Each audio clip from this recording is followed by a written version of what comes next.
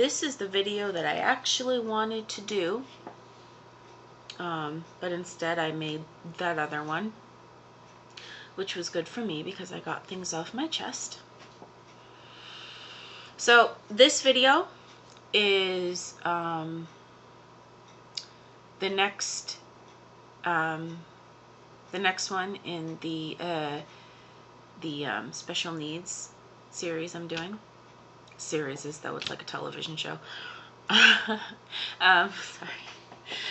So this is going to be ages 2 to 4, and I'm gonna try to just stick to the main points because I tried to make this video and yeah, I went too long and it was too big to upload, so I'm gonna try to stick to just the main points.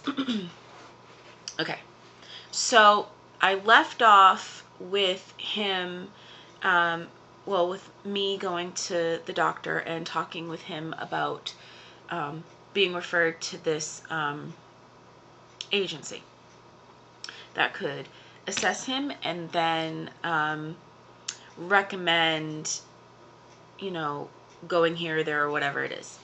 So I went there, and there was a lot of stuff that went on, and it took it took until he was 3 to get in there.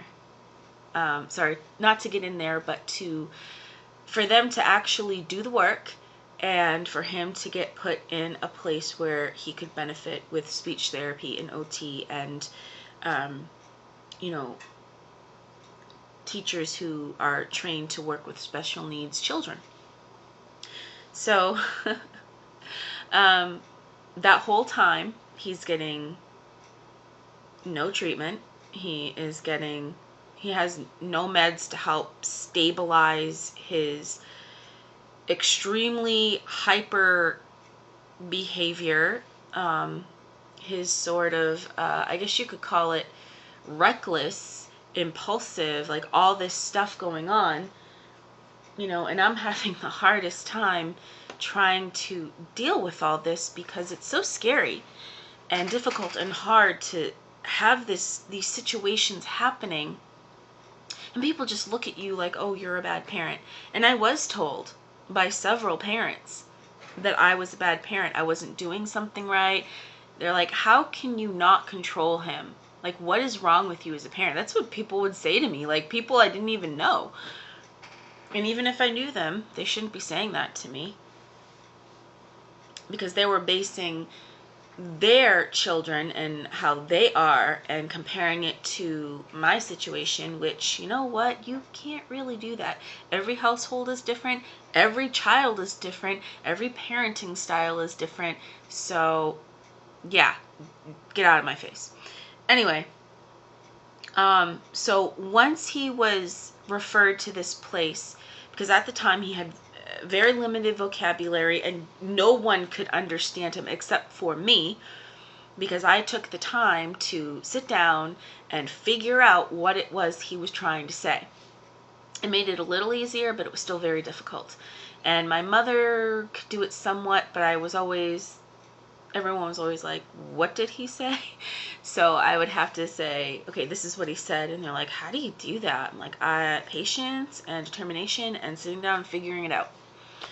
So once he got into speech, at first it was very difficult for him, but he gradually made progress.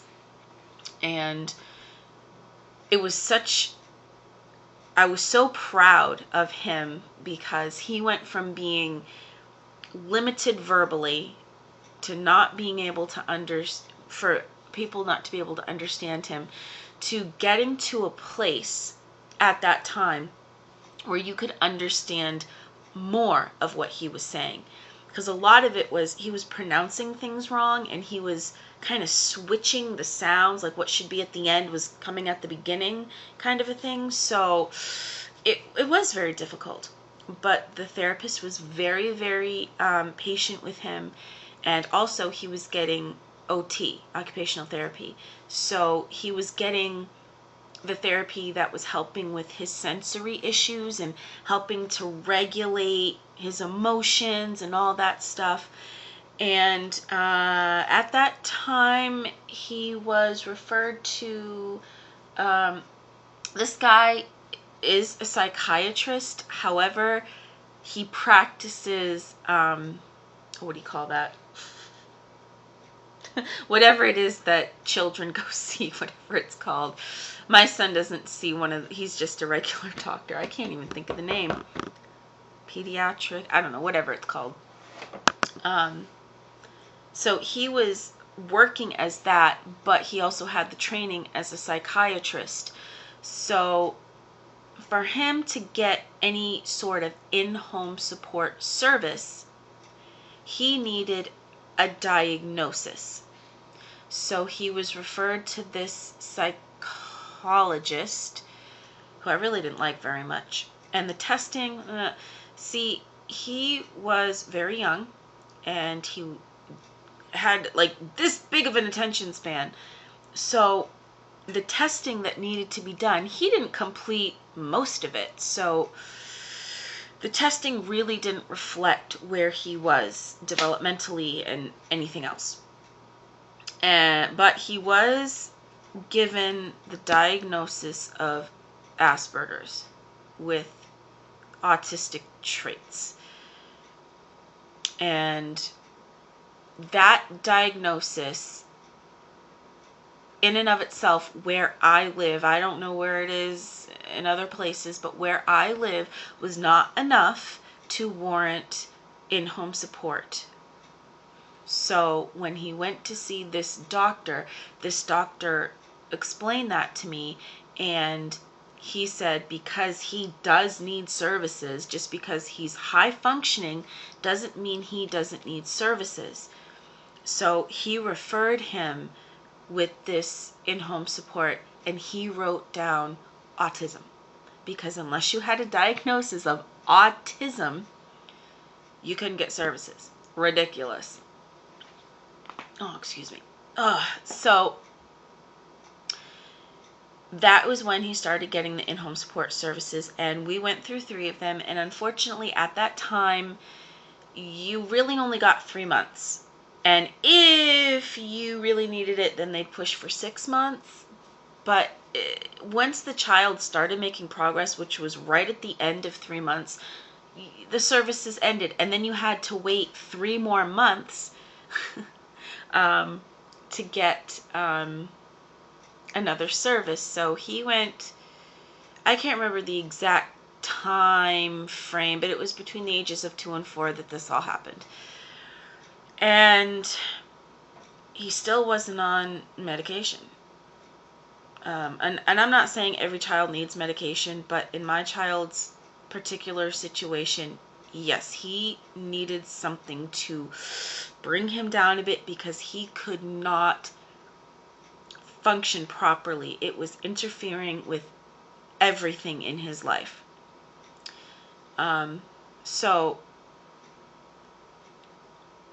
he did get a case manager, and that case manager, well, his first case manager, she only saw him for, I don't know, a month, because she was leaving. So he got another case manager who was with us for a long time. And normally that doesn't happen. You get a case manager for like a short period of time and that's it. But he managed to stay on for a few years. So anyway, I wanted him to see someone who specialized, who was a psychiatrist who specialized with young children. And there was a great one that he's seeing now. And he was able to assess him, and based on the situation, his everything, we both decided together that slowly starting medication would be appropriate. And at first, of course, you try medication, you have to see if it even works. Sometimes it helps, sometimes it doesn't. And it was a long time. That goes into after 4 of him getting on a regimen that works for him. But he was not sleeping. I mean, he'd be up at 4 o'clock in the morning. He'd be up all day long. And then when it was time to go to bed, it would take me hours and hours. I mean, it'd be like 1 in the morning sometimes to get him to go to sleep. And then he'd wake up at 4 again. That's exhausting. And this would happen days and days and days and days. It was really, really difficult. So he was able to put him on something and try to figure out how that was gonna play out. In the meantime, the very last program, in-home program that came to our house at that time, he was 4, and he very impulsive. He has no concept of danger whatsoever. Even to this day, no concept of danger. So the part of the program is to take children out into the community to get them involved in social interactions and whatnot. And we went to Walmart. Probably not the best idea, lots of stimulation, but that's where we went. So, and this was with the person that was working with him. And I had to pick up a few things, but I was kind of weary of going without them being with me. And she's like, oh, don't worry, I do this for a living. We'll just wait here and you go get your few things and come back. I was gone 10 minutes. And I hear this blood-curdling scream, freak out thing going on. I'm like, oh, God, that's my son. So I drop everything that I have. I go to the front of the store. He is freaking out. So we're trying to get him out to the vehicle, try to get him home, but he was in a place where he couldn't be buckled. He was just out of control. So he ended up going to the emergency room because when we got outside, he ran from the doors all the way across to the other end of the parking lot, okay? Now, that's not safe at all, and that wasn't his first time running like that. He would do it at home. He did it at home like 3 or 4 times, running up to the busy road, and me chasing after him because he's freaking out. So he goes to the emergency room, and you have to wait for crisis. We were there like a day and a half, okay? Before crisis came. Crisis is like right then and there you have a crisis. By the time they came, he was like, I'm fine. So, but because of the whole background, he was put into a psychiatric hospital. And I don't know how it is in other hospitals or how it is for different ages, but the one that he was put in, they have video games, they have television, they have other kids they can play with, they can go outside, I mean, they can play games. He thought it was a little mini vacation. And there was only one time that he had an issue. And because of that one time, see what happened was he had a freak out because he didn't, I forgot why, he didn't want something or whatever. And they asked me to step outside because he started freaking out. And I stepped out into the hall, and I wanted to come back in. And they said, no, you can't. You can't come back in. They wouldn't let me back in. And I didn't know that I had the right to go back in. I'm his mother. I'm his legal guardian. I can go in and see him. I learned that from his case manager. And because of that one situation, my son developed an abandonment issue. He always thinks I'm going to abandon him. He thinks I'm not going to come back. When I go to my NAMI meetings, it's 1 day a week. He doesn't want me to go. He's getting better at it, like, because my mother will stay with him and he's a bit more comfortable now. But in the very beginning, he would cling on to me and he would cry and he thought I wasn't going to come back. He thought I was just going to go and never come back. So I'm not really too happy with that particular thing, and I didn't let it happen again. That did not happen again. So he got out of the hospital on my birthday, actually. So that was a great birthday present for me. And the only thing that they did in the hospital was we had meetings and they assessed his behavior and everything, and he was prescribed Adderall at the time. Now, Adderall did not work for him. It actually increased his hyperness and impulsivity, and it was really bad.